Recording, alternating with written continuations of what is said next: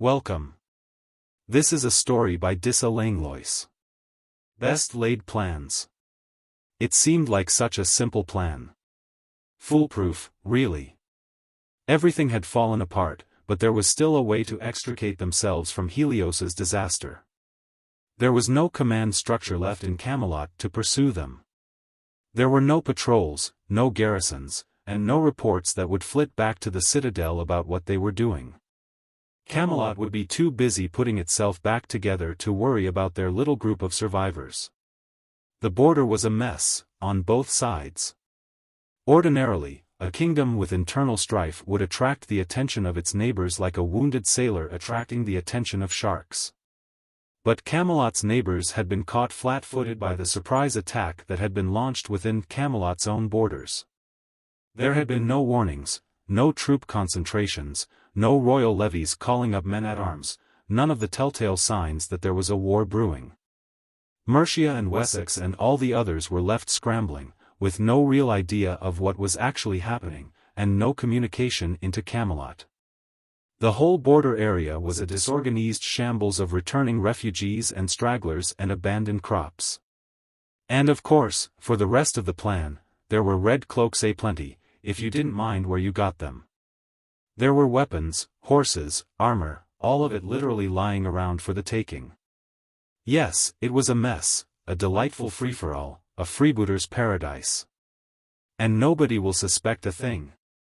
Cully said over the fire, the night they came across the dead patrol, the night after they realized that Helios was never going to pay them a farthing because Helios had got himself killed, the stupid twat. Raid a bit, steal a bit, commandeer a bit more from the peasants, then we chuck the red cloaks, and before King Arthur knows it will be in Normandy. He looked around at their fire-lit faces, at the pitiful handful he had left. All the rest of his men were lying dead in Eildar. Rot in hell, Helios, he thought, bitterly, but he didn't show it on his face. It can't be that easy, George said. But it is. He rubbed his palms together. You'll see. Helios got killed because he was a fool. Helios forgot that if you want to play with the nobles, you have to be one. We're no nobles, oh no. We're survivors, is what we are. We're with you, Cully, Wulfric, his brother said. Besides, what choice do we have? We stay here, and Arthur will catch us, and then we'll be finished, and no mistake.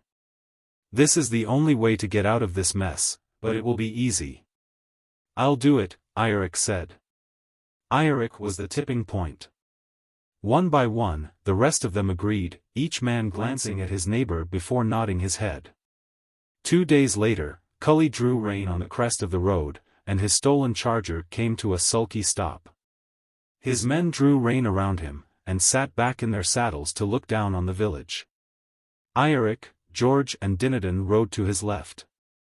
All of them looked unfamiliarly sparkly and bright in their borrowed mail and red cloaks. Wolf sat to his right, on the scrawny chestnut gelding he'd insisted was the best of the loose horses. He had shaved off his thick black and grey beard. Mal, the youngster, sat his roan beyond Wolf, chewing hungrily on a stale bread roll. Mal alone had been unable to get his hands on an intact red cloak, but at his age he could be taken for a squire in training. Cully resisted the urge to glance down at his own clothing. The golden dragon on his shoulder seemed to glow with outrage at what he was using it for. The huge red cloak reached all the way down to his stirrups, its unfamiliar weight dragging at his shoulders. How on earth did a knight get used to fighting with one of these things hanging from his back? It seemed determined to work itself under his saddle and strangle him. At least there were no bloodstains left on it. Wolf had taken care of that for them, and there was no sense in betraying his own nervousness to his men. They would follow him as long as they sensed he was confident, and as long as they believed he could lead them to riches and survival. Wolf, of course, followed him because he was Wolf and Cully was Cully. He would follow Cully anywhere, provided Cully only led him where he wanted to go. Below, at the bottom of a fallow field, lay a small village. The morning sun smiled down on it. Lines of smoke bled placidly from chimneys, and a pair of roosters crowed in avian contest.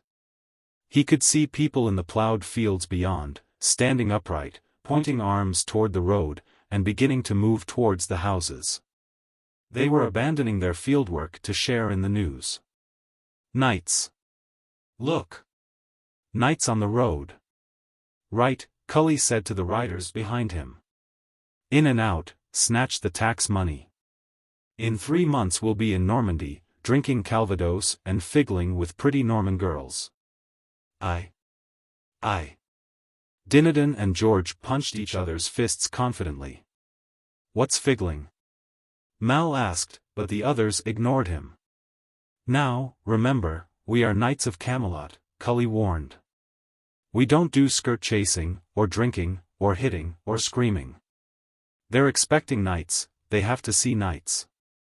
We know, Din said. Act like knights. Can't be hard, mate, Poncy bastards. Cully didn't reply, but kneed his new horse into movement. The horse flipped its ears resentfully, it knew very well he was no knight, but it got moving, and a moment later they were all riding at a dignified walk down the lane towards the center of the village. He jerked up his rein at a scream, and then relaxed. It was a child, running out from the hedge along the road. Knights, the grubby little thing screamed. There were more of them springing out from the hedge, all screaming at them and running alongside their horses. Cully's horse seemed to tolerate the shrill sounds, and kept plodding as if it was used to a screaming escort, but when he turned in his saddle he saw Eirik take his hand away from his sword hilt and drop it back to his thigh. Knights! Knights, the children screamed, some of them actually reaching up to touch their horses. Wolf dropped his empty hand back to his reins, his fingers relaxed, and grinned at him. Cully was struck by how boyish he looked without his beard. We're the Knights of Camelot. Wolf said, cheerily. They're glad to see us. There's a first, Cully said. Are you here to kill the monster? The first child screamed, from somewhere level with Cully's horse's knees. Are you? Are you going to kill the monster? My papa said if there's a monster knights come to kill the monster. The call was taken up by the rest of them, and turned into a chant. They're here to kill the monster. They're here to kill the Munster. They're here to kill the Munster. Cully stared at his brother and raised his eyebrows. Monster? What's in a name? Wolf just shrugged his shoulders, still clearly amused at their reception. He seemed no more disturbed by the mention of monsters than ever, since in certain circles he was regarded as something of a monster himself. Din was grinning as well, his teeth white, but the rest of Cully's boys looked tense, their lips twisting thinly. Easy peasy, Cully said, as if the job was half done already. See, what did I tell you? They rode in with their escort, all the way into the heart of the village, unchallenged, and the villagers were congregating ahead of them. People were spilling out of the hovels, stepping out of their kitchen gardens, out of pigsties. They were assembling placidly, but quickly, no panic here, only a keen eagerness to get to where the visitors were. Beyond the thatched roofs of the houses he could see other peasants, trotting down the fields towards the village. The village was centered, as many in this kingdom seemed to be, around a small tavern that was itself built around a well. Gods, but these Camelocians must like their mead. No temples or churches, but lots and lots of taverns. Cully drew his horse to a stop in front of the tavern, and heard his riders coming to a halt around him. He didn't look around at them. Don't ask, he reminded himself. Make your wishes known, and then leave them to get it done. Good people, he announced, turning in his saddle. I bid you greetings from Camelot. King Arthur is once again secure on his throne. The usurper has been defeated, and he was forced to break off his words as a hubbub of voices arose. They all seemed to have something to say about his news. Oddly, most of them seemed to be pleased about it. He saw grins and nodding heads all around him. As if Arthur's restoration had something to with them, personally. There couldn't possibly be much difference between one king or another to these people, he thought, sourly, but perhaps these people took their ruler's squabbles as their own. He waited until the noise died down, and decided on the spur of the moment to change his prepared speech, from hectoring them to rousing them. I will carry your appreciation back to King Arthur personally. He will be pleased to know that you are pleased. That went down well, too. The usurper has been defeated, overthrown, and her armies destroyed. And his own little band of mercenaries had been destroyed with them, and for the 1000th time he cursed Helios, and his own stupidity for allying himself with him. Gods damn Helios and his grand plan, leading them all to disaster. He bit down a mouthful of sorrow at the memory. It would not do his plan a bit of good to get distracted now. There was an audience around their horses now. They were standing and listening. It had been a long time since peasants had done anything around Cully except hide their women, bury their coins, and sulk intensely. The usurper has left a trail of destruction and damage in her wake.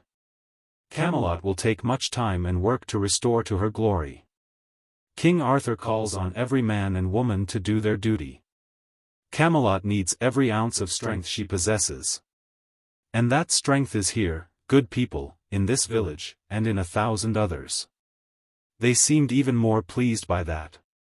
Then again, Cully had not mentioned the magic words yet: tax, collection, early. Now.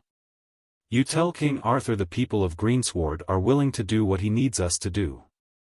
It was a wrinkled old man, just a few points to starboard of Cully's horse's head. He had a long drooping mustache and wiry gray eyebrows that wandered out from his brow as if they were trying to escape. He scrunched up his face, so that his eyebrows seemed to wriggle towards each other.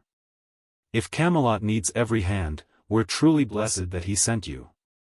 We could have borne the monster until he had a spare hand, you know. We've seen him before.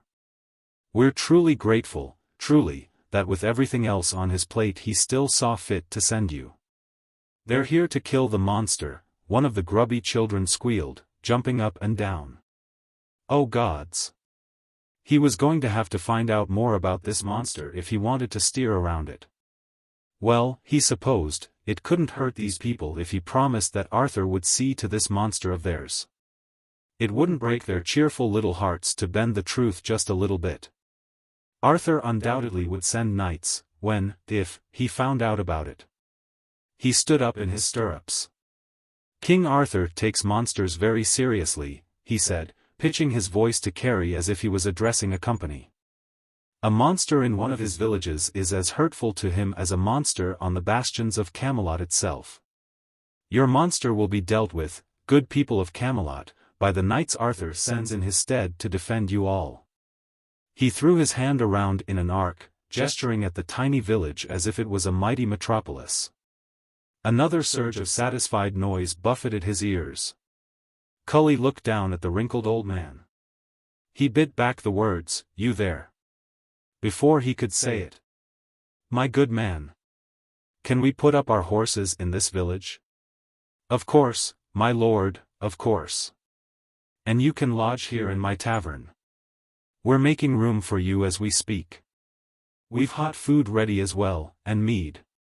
Everything M-Lord and his knights need for your quest, we can give you. Excellent, Cully said, and kicked his feet out of the stirrups to dismount. This has been the first part of the first chapter of The Best Laid Plans by Disa Langlois. If you enjoyed this story, then please Google it and show your love to the full story.